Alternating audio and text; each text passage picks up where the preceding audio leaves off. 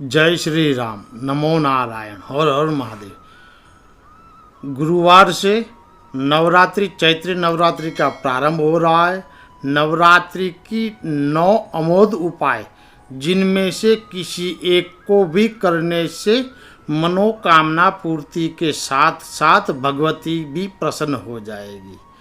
आदरणीय मित्रों तथा मेरे गुरुजनों, नवरात्रि काल में ऐसा क्या करें कि आपकी मनोकामना भी पूर्ण हो जाए और भगवती भी प्रसन्न हो जाए।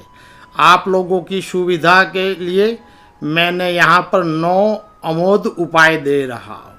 इनमें से किसी एक को भी अगर कोई कर पाए तो निश्चित रूप से उसे लाभ की प्राप्ति होगी, भगवती की कृपा प्राप्त होगी। उसका कोई भी मनोकामना निश्चित रूप से मनोकामना पूर्ण होगी। पहला, किसी भी भक्त, कोई भी भक्त ब्राह्मण देवता के द्वारा विधिबद्ध चंडी पाठ करवाए इस नवरात्रि में। दूसरा है, नवरात्रि काल में शिव महापुराण के उमा संहिता अंतर्गत अध्याय संख्या 45 से अध्याय संख्या 51 तक का पाठ करें। तीसरा है, दक्ष यज्ञ विनाश शक्तिपीठ की कथा, पार्वती माता की जन्म की कथा का पाठ करें। चौथा है, पार्वती गीता का पूर्ण भक्ति भाव से पाठ करें। पांचवा है, मत्स्य महापुराण में दक्ष यज्ञ विनाश की कथा में गौरी अष्टोत्तर शतनाम है। नवरात्रि काल में और बाकी दिनों में केवल भक्ति भाव से भगवती जगदम्बिका माँ पार्वती का पूजन पूर्व अगर उसको ही नित्य पाठ किया जाए तो प्राणी का कोई भी मनोकामना शेष नहीं रह जाता। माँ भगवती की कृपा से निश्चित रूप से मनोकामना की पूर्ति होगी और दिन दुना रात चौगुना उन्नति की ओर प्राणी बढ़ जाता है। छठा है, देवी कवच में माँ शैलपुत्री, माँ ब्रह्मचारिणी आदि जो 9 दुर्गाओं का नाम है, उसका 9 दिनों तक भक्ति भाव से देवी पूजन पूर्वक सर्वदा जाप करें। सातवां है, नवरात्रि से पहले अपने श्री गुरुदेव के चरण पकड़कर उन्हें सिद्ध कुंजिका स्तोत्र का प्रत्येक बीजाक्षरों का रहस्य खोलने की प्रार्थना करें। साथ में पूर्ण कुंजिका स्तोत्र का उपदेश प्रदान करने की प्रार्थना करें। अगर श्री गुरुदेव जी मान जाए तो उनसे उपदेश के रूप में उसे प्राप्त करें।